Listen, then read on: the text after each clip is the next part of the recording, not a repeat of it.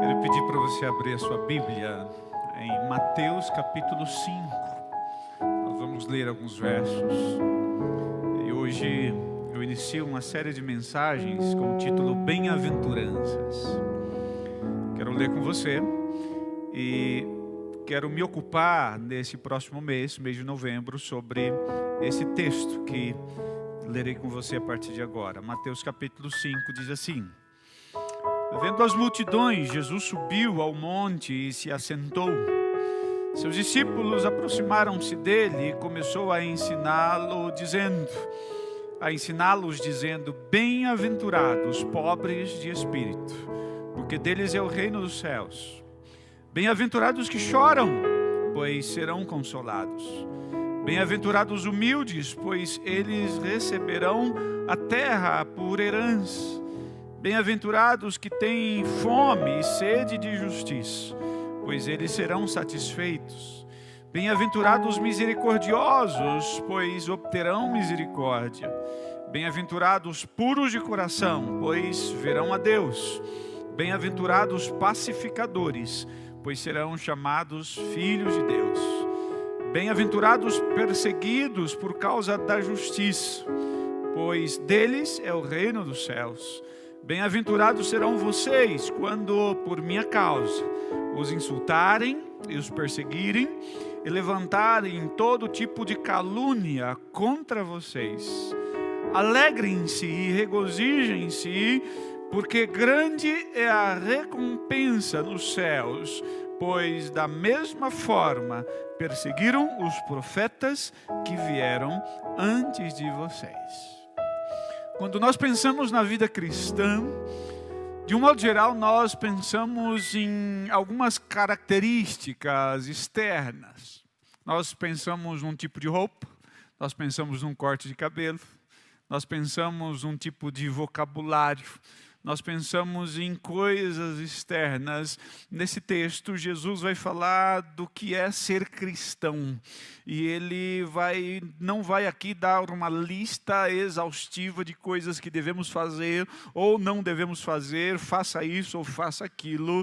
O que o Senhor Jesus ensina nesses 12 versículos que vamos estudar neste próximo mês é que a vida cristã não consiste no externo. Não consiste no exterior, mas no interior sendo demonstrado no exterior.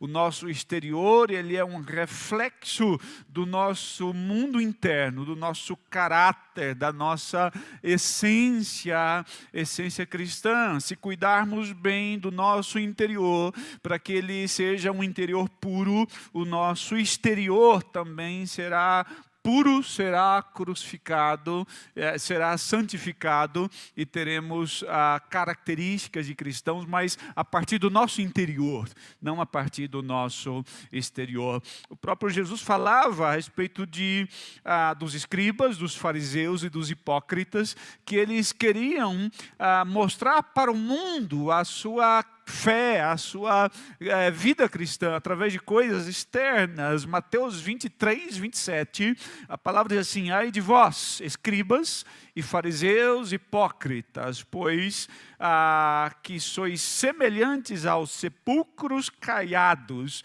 que por fora realmente parecem formosos, mas interiormente estão cheios de ossos, de mortos e de toda a imundícia. Jesus não está enfatizando coisas externas, está enfatizando o nosso interior. Muitas vezes nós ouvimos pregações e lemos na própria Bíblia que nós devemos ser santos. Aqui, na verdade, no Sermão do Monte, o Senhor Jesus, ele dá uma descrição do que é ser santo. Características internas do que é ser santo. A vida cristã, repito, não consiste no externo, mas na essência, mas no caráter. Se alguém perguntar para você, você é cristão? E se você tiver que responder essa pergunta, como você responderia? O que é ser cristão? Por que você é cristão? Ser cristão significa ter o caráter de Cristo. Isso é ser cristão.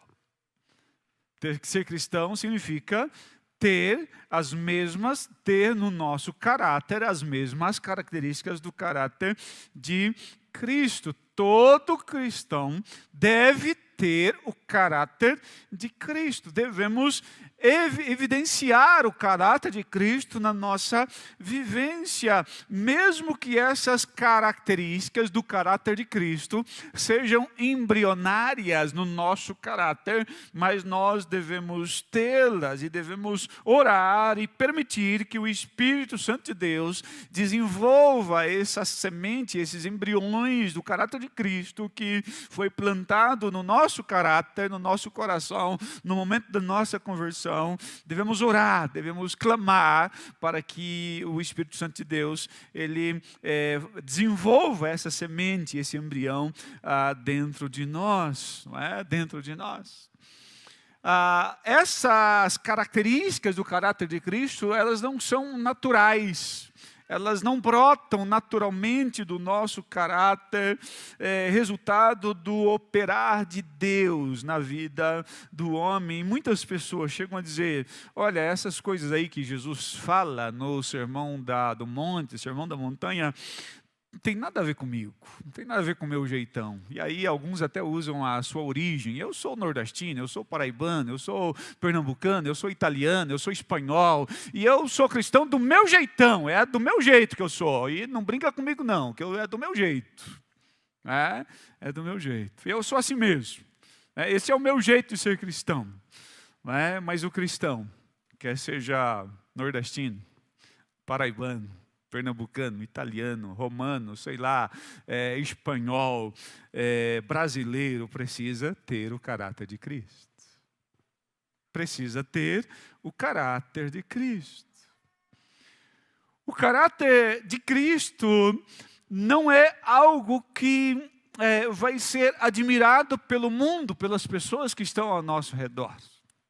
Na verdade, quando nós lemos a primeira bem-aventurança, bem-aventurados pobres de espírito, nós vamos entender que se nós vivermos o caráter de Cristo na essência, nós vamos estar na contramão do que o mundo admira. O mundo não admira pobres, o mundo admira aquele que ostenta, aquele que tem para ostentar. E é exatamente isso, o propósito do Evangelho de Jesus Cristo. Dois ímãs que são iguais, eles, se nós encostarmos, eles se repelem. Agora, quando a polaridade é invertida, os opostos se atraem. Se nós queremos atrair o mundo, nós precisamos ser o oposto do mundo, o contrário do mundo. Se nós quisermos ser sal para a terra e luz para o mundo, nós precisamos ser exatamente diferente, o oposto, o contrário do mundo. Então, essas características nos colocam como pessoas que não são admiradas pelo mundo, que são o oposto do mundo. Mateus 5,3, bem-aventurados os pobres em espírito, porque deles é o reino dos céus. O que significa isso? O que é ser pobre de espírito? Significa ser pobre financeiramente falando, ser falido financeiramente falando, é isso que Jesus está dizendo. Significa ser pobre espiritualmente, ser ignorante, ser alguém que não possui uma cultura formal, uma educação formal. Jesus está se referindo a isso. Ser pobre de espírito significa que nós devemos entender, e nós vamos entender isso quando somos ajudados pelo Espírito Santo de Deus. Ser pobre de espírito significa que não temos nada que possamos dar a Deus, e mesmo que tivéssemos algo para oferecermos a Deus, Ele não precisa, porque Ele é Deus. Ser pobre de espírito é isso. Não temos nada que possamos oferecer a Deus, nada. Existe no grego duas palavras para pobre. A primeira se refere a alguém que tem poucas condições para viver, poucas coisas para viver. Alguém que é privado de muitas situações, de muitas coisas. E essa não é a palavra usada aqui por Jesus. A palavra usada aqui por Jesus é aquela que se refere a alguém que não tem absolutamente nada. Não tem nada, é completamente dependente de Deus, de tal maneira que se eu estou dando algo a Deus, se eu estou oferecendo algo a Deus, se eu estou oferecendo adoração a Deus, se eu estou orando a Deus, se eu estou oferecendo a minha oferta a Deus, para eu fazer isso, Deus precisa me dar primeiro, porque eu não tenho nada neste mundo, tudo pertence a Deus. O pobre de espírito reconhece que não tem absolutamente nada, que não é absolutamente nada, que é um pedinte, que é um mendigo diante de Deus. Paulo reconhece isso quando escreve aos Romanos, capítulo 7, verso 24, ele diz: miserável homem eu sou. Miserável, não tenho nada, absolutamente nada. Se eu ofereço alguma coisa a Deus, primeiro Ele precisa me dar, Ele precisa me presentear, Ele precisa olhar para mim com graça, com favor, com misericórdia, e com aquilo que Deus me dá, eu posso oferecer algo a Deus, Lucas 18, 13 também nos ajuda a entender isso. Diz assim: mas o publicano ficou à distância, ele nem ousava olhar para o céu, mas batendo no peito dizia: Deus, tem misericórdia de mim, eu sou pecador. Deus, tem misericórdia de mim, eu sou pecador. Quando alguém é pobre de espírito, essa pessoa também é humilde o suficiente para receber tudo aquilo que Deus tem para te dar. Só pode receber tudo de Deus aquele que reconhece que não tem nada. Dizendo de outra forma, aquele que reconhece que não tem nada é quem pode receber tudo de Deus. Bem-aventurados, felizes, aprovados por Deus, abençoados por Deus, são os pobres de espírito. A primeira característica do pobre de espírito é a humildade. A humildade para reconhecer: Senhor, eu não tenho nada. Se eu acordar amanhã e tiver o café da manhã na minha mesa, é por tua graça, por tua misericórdia. Eu não tenho nada. Sou pobre de espírito,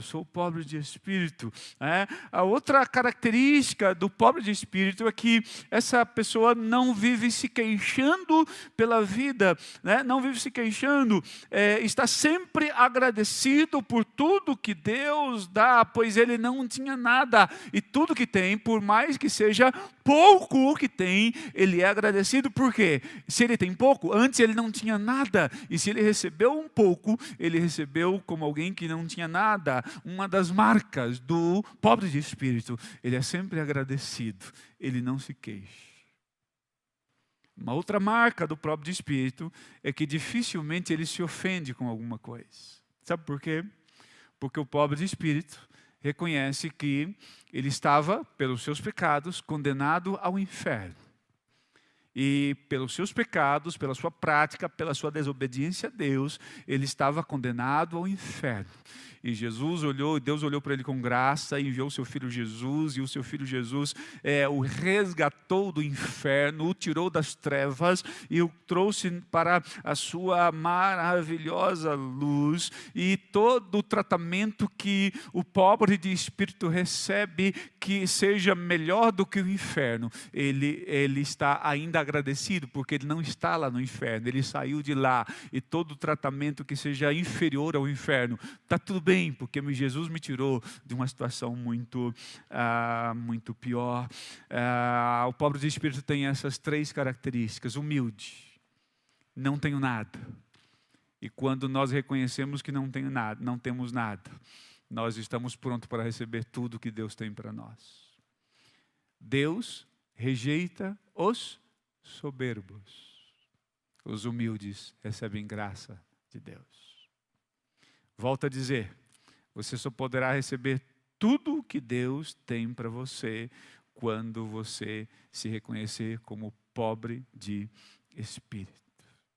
Somente aquele que reconhece que não tem nada é que pode receber tudo da parte de Deus. Ninguém pode receber aquilo que acha que já tem, que acredita que já tem, para receber as grandes bênçãos do Senhor. É por isso que o orgulho atrapalha as bênçãos de chegar na sua vida, por isso que a soberba atrapalha das grandes bênçãos de Deus chegar na sua vida, porque para receber o tudo de Deus, você precisa reconhecer que não tem absolutamente nada, que você é pobre de espírito, pobre de espírito.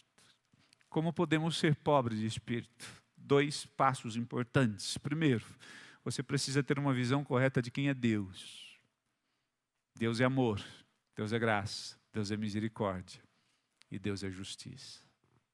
Quando você tem uma visão correta de quem é Deus, quando nós olhamos para Deus e vemos o seu imenso amor que nos atrai todos os dias, a sua misericórdia que se renova todos os dias, a sua graça que nos presenteia sem nenhum merecimento, mas também olhamos a justiça de Deus que não tem o culpado por inocente. Quando olhamos que Deus pode derramar a taça da sua ira sobre as nossas vidas, quando nós entendemos de fato quem é Deus, quando nós temos a visão correta de Deus, conforme Números 14 e 18, que diz: o Senhor é longânimo, é grande em misericórdia, que perdoa a iniquidade e a transgressão, que o culpado não tem por inocente. Quando nós entendemos de fato quem é Deus, e quando entendemos que Deus não é um Papai Noel que vem de vez em quando para nos dar presente, depois sai da nossa vida e não tem nada a ver com a nossa vida, não tem nada a ver com o nosso casamento, com as nossas finanças, a nossa vida íntima, a nossa vida pública. Quando entendemos que Deus, Ele é um Deus que quer uma convivência, um relacionamento, Ele quer governar, Ele quer dirigir os nossos passos, Ele quer guiar os nossos pensamentos, as nossas palavras, as nossas atitudes. Quando nós entendemos e temos essa visão correta de Deus, então nós estamos dando um primeiro passo para sermos pobres de espírito. O segundo passo é termos, depois da visão correta de quem é Deus, termos a visão correta de quem somos nós diante de Deus. Temos uma visão correta da gravidade do pecado que carregamos dentro de nós. João 8,34 diz assim: Jesus respondeu: digo a vocês a verdade, todo aquele que vive pecando é escravo do pecado. Você sabia que você nasceu escravo do pecado?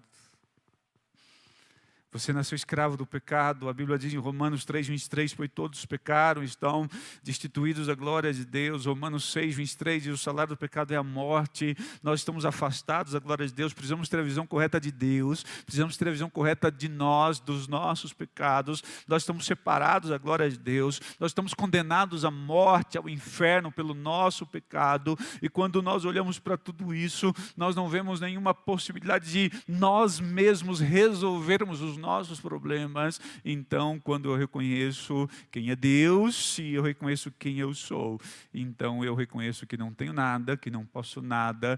E quando eu reconheço com humildade que não tenho nada, tudo eu posso receber das mãos do Senhor. Bem-aventurados os pobres de espírito, porque eles verão a Deus. Todas as pessoas que habitarão os céus serão pobres de espírito. No céu não vai entrar ninguém que não seja pobres de espírito. Bem-aventurados que choram. Bem-aventurados que choram, porque serão consolados. Mais uma vez, a segunda bem-aventurança vem na contramão do que o mundo diz. Porque, na verdade, na visão do mundo, quem chora é triste. Verdade ou não? Quem está feliz, que é feliz, quem chora é triste. Mas Jesus vai na contramão exatamente para fazer esse contraste da sua igreja com o mundo. A igreja é sal, a igreja é luz. Nesse contraste, Jesus diz que é feliz aquele que é triste. É feliz aquele que se entristece, né? É feliz aquele que se entristece. Mas o que significa isso? Por que essa pessoa é bem-aventurada? E como eu posso alcançar isso? Como eu posso me tornar uma pessoa assim? Esse choro mencionado por Jesus não é um choro que vem para a nossa alma quando nós perdemos alguém, quando nós nos decepcionamos com alguém, quando acontece algo de ruim nas nossas vidas. A Bíblia não está falando desse choro, ela está falando de um choro que produz felicidade, um choro que produz alegria, um choro que produz contentamento completo para aqueles que choram. A pessoa que chora é alguém que está tão triste, que chora de acordo com a palavra do Senhor, é alguém que está tão triste pelos seus pecados, que ela chora e depois do seu choro, ela decide fazer algo a respeito do seu pecado. Esse é o choro que traz a bem-aventurança. Essa pessoa que chora, ela é tocada, ela é chocada pelos seus pecados, de tal maneira, pela realidade do seu pecado, pela morte que traz o seu pecado, ela reconhece a gravidade, a corrupção que existe no seu coração, ela reconhece isso de tal maneira que ela é levada a fazer alguma coisa a respeito disso, ela é levada por esse choro a tomar uma atitude a respeito do seu pecado. Não é o choro como as lágrimas de crocodilo. Dizem os estudiosos que o crocodilo, quando está tragando a sua presa, ele derrama lágrimas. Mas quando ele está matando, quando ele está tragando. Não é? O choro que, essa tristeza que nos leva a olhar para os nossos pecados, ela nos impele a fazer algo pelos nossos pecados, ela nos coloca diante de uma atitude correta em relação ao nosso pecado, e isso é essencial, é o primeiro passo para a conversão, é o primeiro passo para recebermos tudo de Deus. Primeiro, reconhecemos que somos pobres, não temos nada, somos pedintes, assumimos humildemente que não temos nada. A partir daí, nós estamos aptos para receber tudo de Deus. E quando choramos pelos nossos pecados, estamos sendo habilitados para recebermos o verdadeiro consolo do Espírito Santo de Deus. Bem-aventurados que choram, pois eles serão consolados. Os que choram pelos seus pecados, os que choram o choro da alma.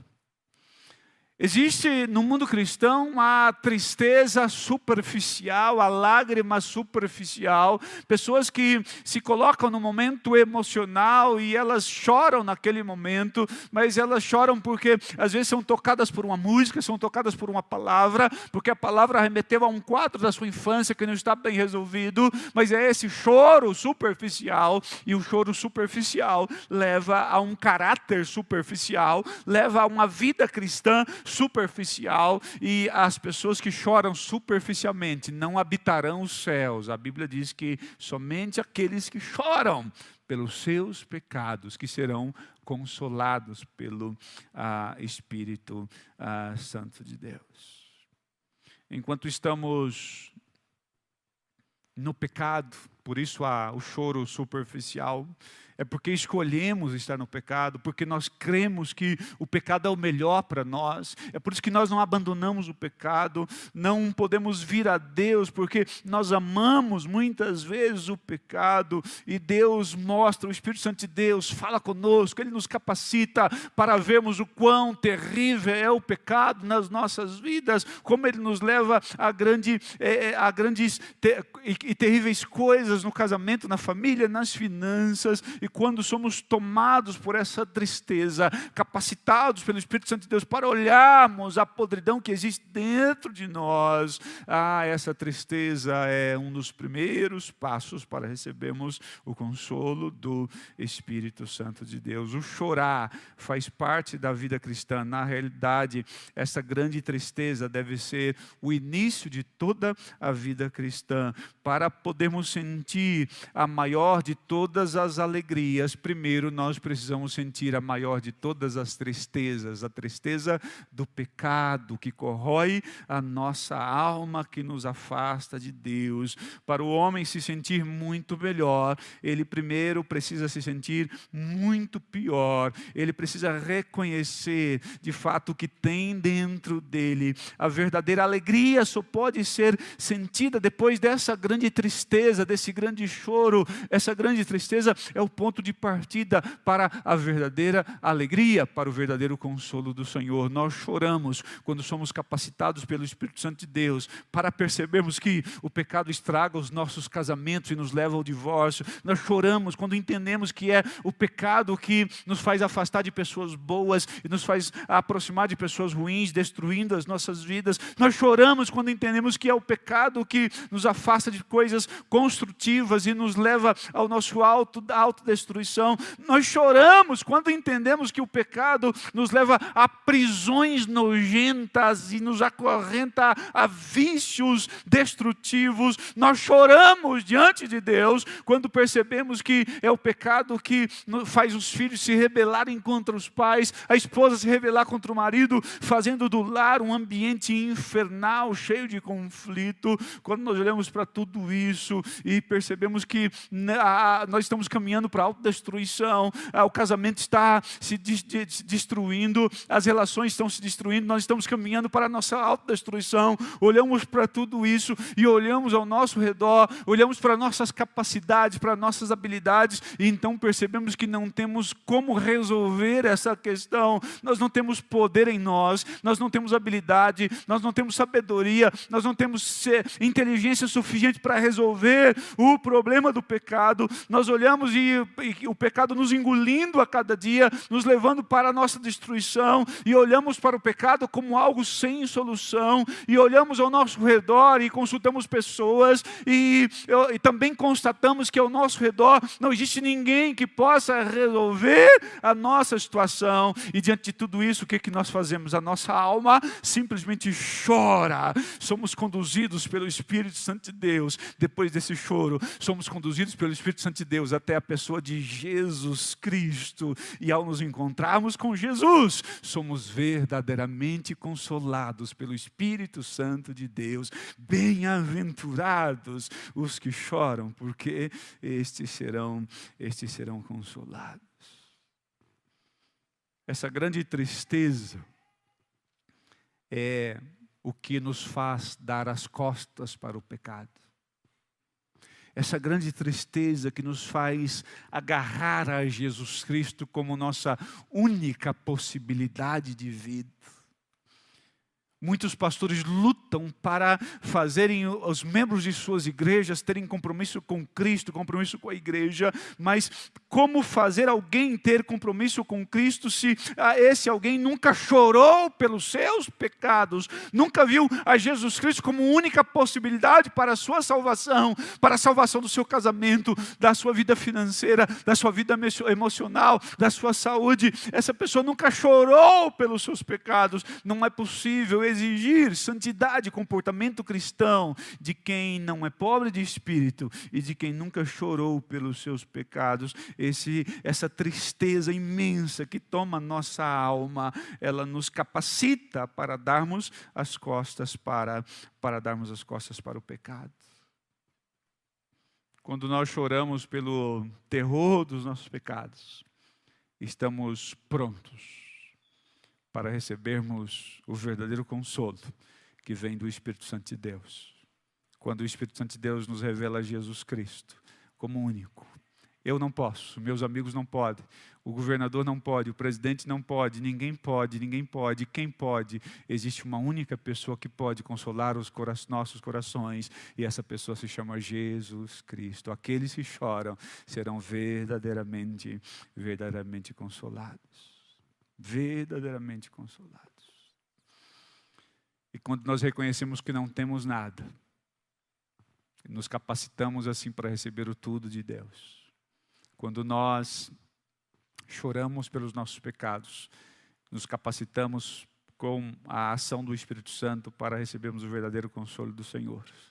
Nós podemos dizer como Paulo em Romanos 8:1, depois de reconhecermos sermos pobres de espírito e chorarmos, podemos dizer, portanto, agora nenhuma condenação há para nós que estamos em Cristo Jesus.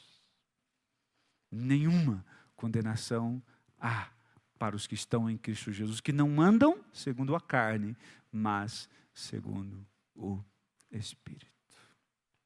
Lá no céu, só estarão as pessoas que foram capacitadas pelo Espírito Santo de Deus para chorarem diante da sua terrível realidade do pecado. Lá no céu, só estarão as pessoas que reconhecem que não têm absolutamente nada e se habilitaram desta forma para receber o tudo de Deus. Não há ninguém no reino do céu que não seja pobre de espírito e que não tenha chorado pelos seus pecados. Para ilustrar isso e terminar, eu quero ler o Salmo 51. Para ilustrar o choro da alma. O choro da alma.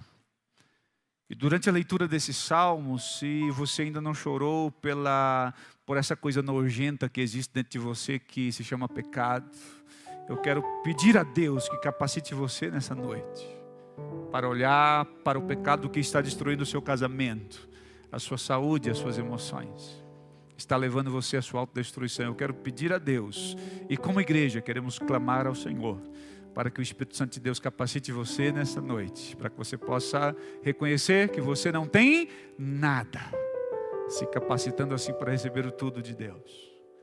Que você chore diante dos seus pecados nessa noite, porque os seus pecados vão lançar você no inferno por toda a eternidade. E isso pode acontecer esta noite, se você sair daqui sem Jesus. Isso pode acontecer essa noite, se você que me ouve de casa não tem Jesus como seu Salvador, ainda não chorou pelos seus pecados.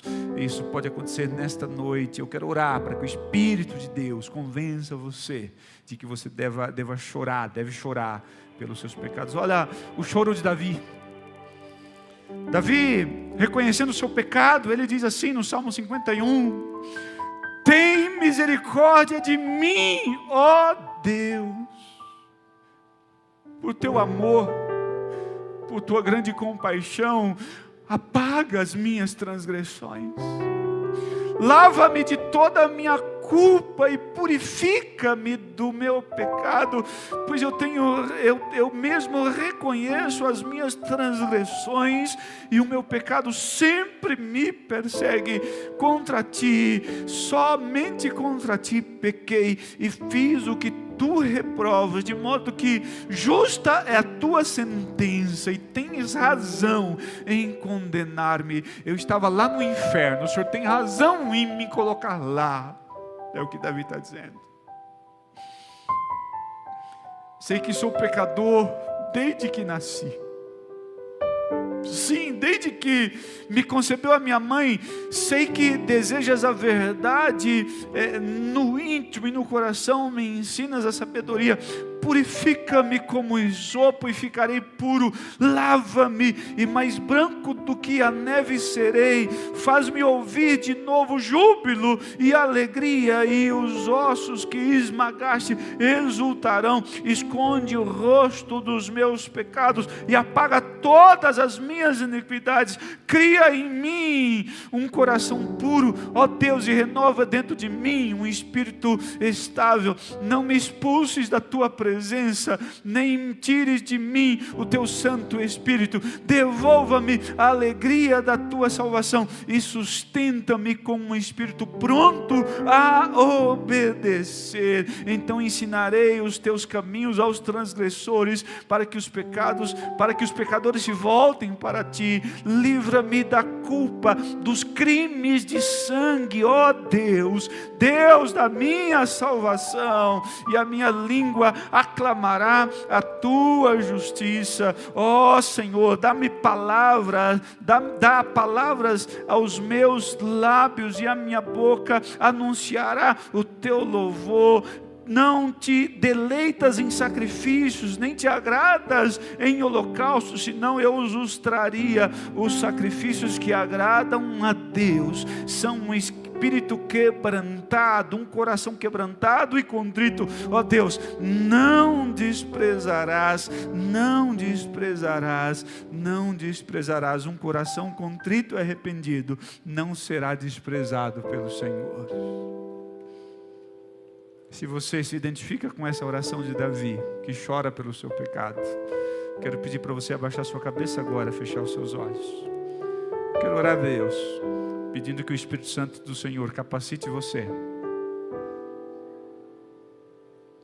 nessa noite, para que você seja pobre de espírito, para que Ele capacite você, para que você reconheça que não tem nada e que não é nada. Desta forma, você estará sendo capacitado para receber tudo de Deus. Só pode receber o tudo de Deus aquele que reconhece que não tem nada. Eu quero orar para que o Espírito Santo de Deus revele traga à sua memória os seus pecados, as coisas nojentas, a corrupção que existe dentro de você, para que você seja levado ao choro da alma nesta noite. Porque se isso acontecer, você vai ser verdadeiramente consolado pelo Espírito Santo de Deus, que levará você a Jesus Cristo, o único e suficiente Salvador e Senhor da sua vida. Pai querido, em nome de Jesus, obrigado pela tua doce e santa palavra. Ela é tão simples que qualquer criança pode entender. Ninguém será privado de entrar nos céus por não ter capacidade de entender. Mas ela é tão profunda que os grandes sábios, sem a revelação do teu Santo Espírito, não conseguem decifrá-la, porque ela só pode ser entendida quando é iluminada pelo teu Santo Espírito. Eu quero suplicar ao Senhor que através do teu Santo Espírito revele a tua palavra ao coração dos meus amigos e irmãos.